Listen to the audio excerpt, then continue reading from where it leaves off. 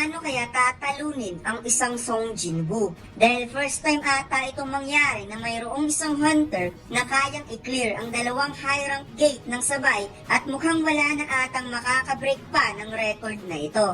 Matapos ang laban sa pagitan ni Bero at Hunter Cha Hae-in, lumipat ang eksena sa Federal Bureau of Hunter. Humingi ng paumanhin ang Deputy Director na si Michael Corner at Mrs. Selner sa kanilang direktor na si David Brennan dahil hindi nila napapirma ng kontrata si Song Jinwoo. Tugon ng direktor, hindi daw sila ipinatawag para humingi lang ng paumanhin. Ipaliwanag daw nila kung ano ang nangyari. Ayon daw kay Mrs. Selner, si Song Jinwoo ay isa sa mga king. Kaya nagulat ang direktor kung ang ibig bang sabihin nito, si Song Jinwoo ay mayroong kapangyarihan ng isang national level hunter. Sinabi ni Mrs. Selner, ang kapangyarihan ng isang awakener ay nanggaling sa kabilang side at minsan ang kapangyarihan na ito ay napakalakas to the point na natatakpan ng brilliant of light at yun ang tinatawag niyang king. Subalit sa case ni Song Jinwoo, wala itong koneksyon sa liwanag. Instead, kadiliman ang nasa loob nito. Nung tiningnan daw niya ang mga mata nito, ang darkness sa loob ni Jinwoo ay tumingin din sa kanya. Tugon ng direktor kung ang ibig bang sabihin ni Mrs. Selner na si Jinwoo ay isang evil. Sagot ni Mrs. Selner, hindi daw siya makikipagtalo kung si Jinwoo ay isang masama o mabuti. Ang ibig lang niyang sabihin, ang kanyang kapangyarihan ay nanggaling sa kadiliman. Si Jinwoo daw ay hindi hiniram ang kanyang kapangyarihan sa kung kahit saan dahil hindi ito nanggaling sa liwanag. Instead, galing ito sa kadiliman at ang kapangyarihan na ito ay walang limitasyon. Nagpasalamat ang direktor kay Mrs. Selner at inaya niya ang deputy na pumunta sa floor B24. Tugon ng direktor na hindi nila magagamit ang kapangyarihan ni Mrs. Selner, kaya gagawa sila ng ibang paraan. At tinanong niya kung naaalala ba ng deputy ang unang S-rank gate. Wika ng deputy, hindi daw niya makakalimutan ang nakakatakot na dungeon break sa western part ng US. Dahil tinipon ng US ang pinakamalakas na hunter sa buong mundo at nag-offer ng malaking reward upang patayin ang napakalakas na Flame Dragon Kamish, ang nag-iisang beast na nagmassacre sa hindi mabilang na top class hunter. Ngunit 5 S-rank hunter lamang ang nag-survive. Pagkatapos ang 5 S-rank hunter binigyan ng authority bilang equal ng isang bansa. Kaya dito na nagsimula ang national level hunter. Wika ng direktor, ang malaking horror na nangyari noon ay mayroon itong maliit na gift, ang runestone ng Kamish Corps. At 8 years nang nakalipas mula noong nangyari ang Kamish Raid. Wala daw mage sa 5 S-rank hunter na nakasurvive, kaya ang runestone na ito ay naghihintay lamang ng tamang mage na magmamay-ari sa kanya. At ipinakita ang buto ng Dragon Kamish ay nasa likod lang pala ng runestone. At ito daw ang pinakamalaking treasure sa bansa ng US. Pagkatapos, lumipat ang eksena kung saan tumingin si Jinwoo sa salamin. Wika ng ating bida, tumangkad na daw siya at mayroong magandang katawan. Ngunit hindi niya alam kung gwapo nga ba talaga siya or isa lang siyang average. Lumabas si Jinwoo sa kanyang kwarto at tinawag niya si Jin-a at tinanong niya kung ano daw ang kanyang hitsura bilang isang lalaki. Nagtataka si Jin-a at sinabing saan mo nakuha ang tiwala sa iyong sarili at para daw sa kanya mukha daw mababang uri itong si Jinwoo. Sagot ng ating bida, okay, maraming salamat sa layunin mong opinyon. Sinabi ni Jinwoo na tumigil na kakasipa itong si Jin-a dahil mayroon siyang S-rank hunter na katawan, baka mabalian pa ito ng paa, kaya gamitin daw ang utak minsan. Kaya napawat si Jin-a dahil siya daw ang pinakamatalino sa kanilang klase. Humingi ng opinyon si Jinwoo patungkol sa pangalan ng kanilang guild na Solo Play Guild. Tugon ni Jin-a, napaka-weird daw ng pangalan. Ang kapangyarihan daw ni Jinwoo ay mag-summon ng Shadow Soldier. Technically, hindi daw ito solo. Kaya napagtanto ni Jinwoo na may point naman si Jin-a at nagsuggest si Jin-a paano kung Ajin Guild. Dahil ang ibig sabihin ng A is I, at ang Jin naman is to, meaning go forward. At yan daw ang baliktad ng kanyang pangalan. Sagot ni Jinwoo, hindi na masama. Samantalang si Cha Hae-in nainis sa kanyang sarili dahil palagi niyang naiisip si Jinwoo at hindi siya makatulog. Nainis siya dahil sinabi niya kay Jinwoo ang kanyang nararamdaman na may gusto siya nito at basically parang siya pa ang nag-confess at mas lalo daw hindi siya pasasalihin sa guild dahil napaka-invalid ng kanyang reason. Kaya sumigaw si Cha Hae-in sa sobrang inis sa kanyang sarili dahil iisipin daw ni Jinwoo na nababaliw na siya. Ngunit biglang tumaas ang confidence ni Cha Hae-in dahil iniligtas daw ni Jinwoo ang kanyang buhay. Siyempre nagka-interest daw din ito sa kanya, kaya okay lang. Ngunit bigla na namang tinuyo ang utak ni Cha Hae-in dahil hindi daw ito okay. Hanggang sa umusok na naman siya kakaisip ni Jinwoo at bigla niyang na-realize technically kaya siya nabuhay dahil sa healing ability ni Min Byung-go. Naalala ni Cha Hae-in ang sinabi ni Min Byung-go patungkol kay Jinwoo. Gustong sabihin ni Min Byung-go na sabihin ni Cha Hae-in kay Jinwoo na mag-ingat ito sa kanyang kapangyarihan. Kaya nagulat si Cha Hae-in dahil ngayon lang niya naaalala ang lahat.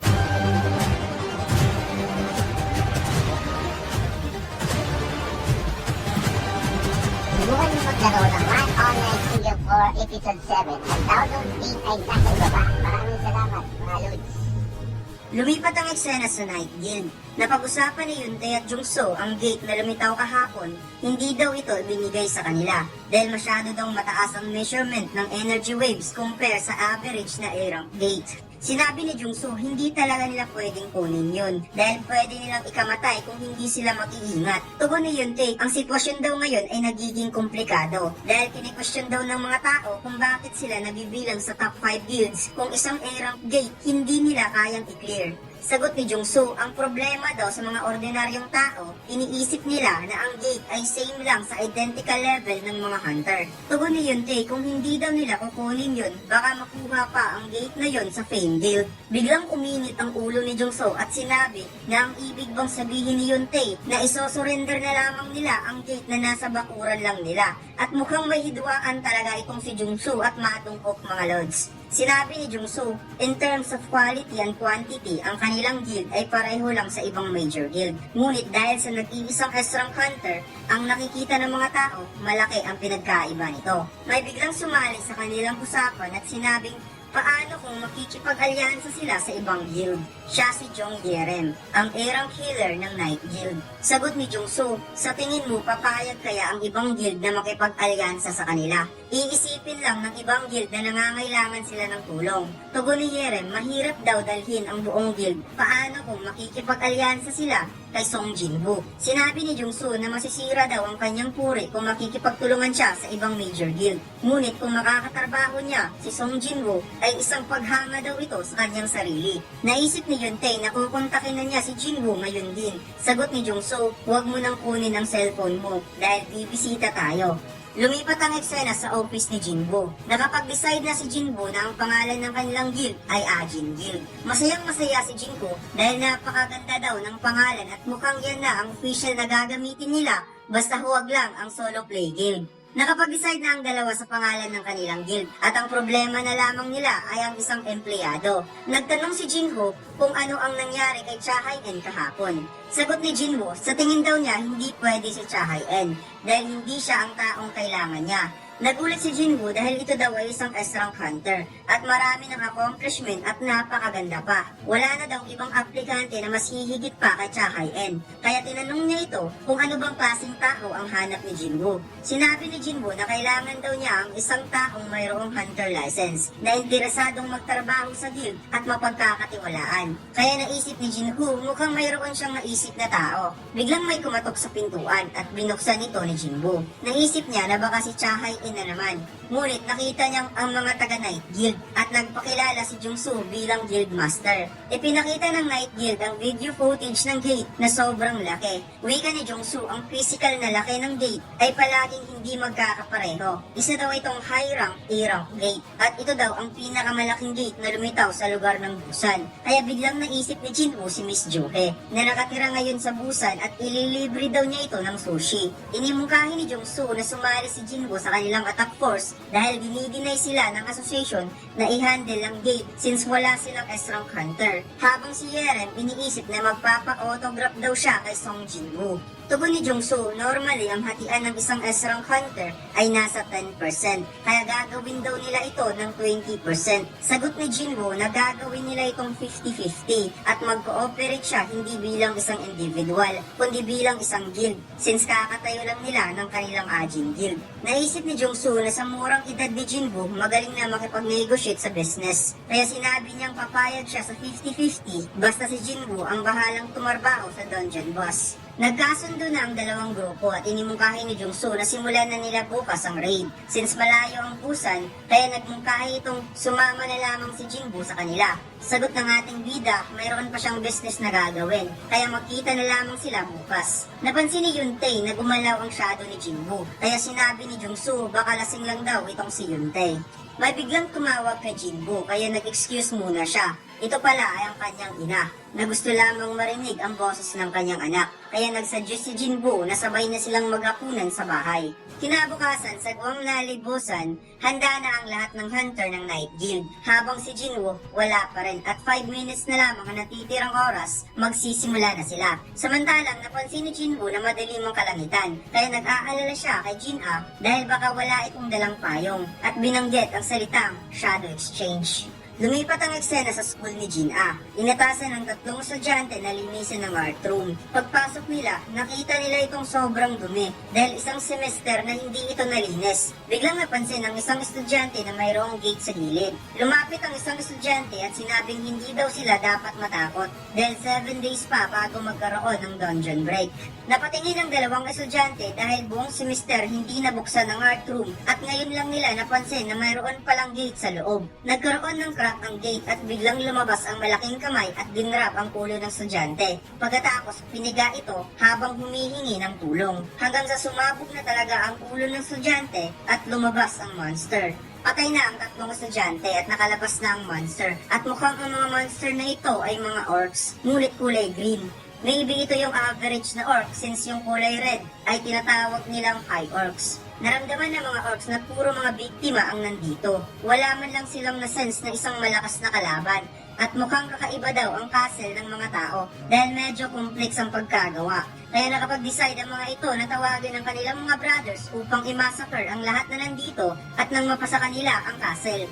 Napansin ng mga estudyante na mayroong kakaibang lumabas sa art room at bigla itong lumapit sa kanila at nagsagawa ng atake. Samantalang dumating na si Jinbu sa Busan at napansin niyang mas malaki daw ang gate sa personal. At nakita din niya ang collective team at mining team ng Night Guild. Napansin niya ang bilang ng mga hunter. Mayroon itong 13 A rank at 20 B rank hunter na magpa-participate sa raid at inaasahan niya talaga ito sa guild na may napakadaming A rank hunter. Biglang dinumog si Jinbu ng mga hunter dahil na-amaze daw sila sa Jeju Island raid at tinanong siya kung siya ba ang mag-lead sa raid na ito.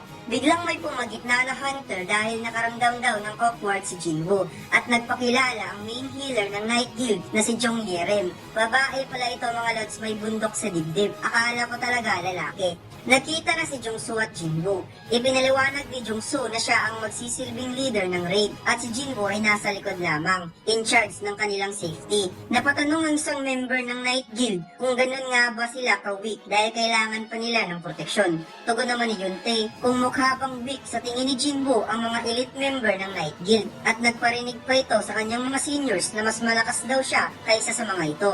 Napadako si Jungsu at sinabi kay Jinbu na ganito talaga minsan ang atmosphere ng kanilang guild. May pagagatsi minsan ang attitude. Sagot ng ating bida, ibig sabihin mataas ang kanilang confidence. Napansin ni Jungsu ang oras kaya kaagad nang pumasok ang lahat sa gate. Lumipat ang eksena sa Hunter Emergency Call Center. Tumawag ang isang estudyante at ipinaalam na mayroong monster sa kanilang school kaya napagtanto ng agent na nagkaroon ng dungeon break sa loob ng school.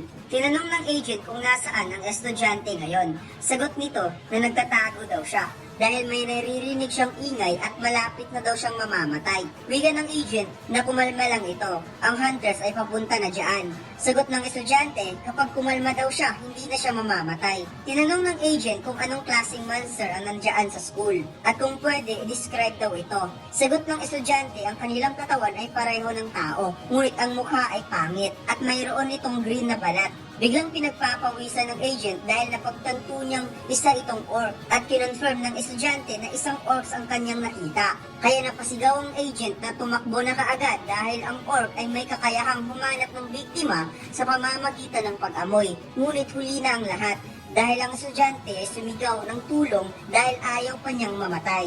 Nagkagulo na ang buong school. Nagsisitakbuhan ang lahat. Kumalat ang dugo at maraming namatay na estudyante. Sinabi ng isang orc na nawalan daw sila ng halos kalahating biktima. Sagot ng isa, okay lang. May marami pa sa itaas. Napansin ng orc na gumawa ng harang ang mga estudyante para hindi sila makadaan. Ngunit wala daw itong kwenta. Kaya nakapag-decide na pupuntahan nila ito sa itaas para patayin ng lahat. Nilagyan ng maraming upuan ang kanilang pintuan at naghanda ng sandata ang dalawang estudyante, isang silya at isang mopstick. Winasak ng orcs ang pintuan at kaagad itong nakapasok, habang ang isang estudyante sumubok na tumakas papunta sa isang pintuan. Ngunit nang doon pala ang isa pang orc naghihintay lang ng tamang pagkakataon, kaya wasak tuloy ang ulo ng estudyante. Napansin ng mga orcs na mayroong taong nagtataglay ng magic energy at uunahin daw nila ito, habang si Jin at Sung Yi sobra nang natatakot at tinawag niya sa kanyang isipan ang kanyang kuya Jinwoo. Lumakas ang loob ni Sung Yi dahil kahit isa daw siyang irang hunter, susubukan niyang lumaban. Ngunit pinipigilan nito ni Jin-a. At napansin ng High Orcs na ang hinihinalaan nilang taong may magic energy ay mas mataas pala ang magic energy ang nasa tabi nito. Nagsagawa ng atake ang Orcs gamit ang palakol, kaya napapikit na lamang ang mga mata ng dalawang estudyante habang nanginginig sa takot. Ngunit napansin ni Jin-a na parang walang nangyari, kaya sa pagbukas ng kanyang mga mata, nakita niyang nagawang mapigilan ng shadow ni Jinwoo ang pag-atake ng Orcs. Kaya napagtanto niyang si Jinwoo ay nandito na. Sinuntok ng Shadow High Orc ang Orcs. At sobrang lakas nito dahil tumilapon ito at tumagos pa sa rooftop. Nagulat ang isang orc kung bakit mayroong lumitaw na 3 orcs at pinoprotektahan pa ang mga tao. At dito lang nagtatapos ang ating kwento mga lads. Huwag mo sanang kalimutang mag-like, comment at mag-subscribe sa ating YouTube channel at mag-follow sa ating Facebook page. Salamat!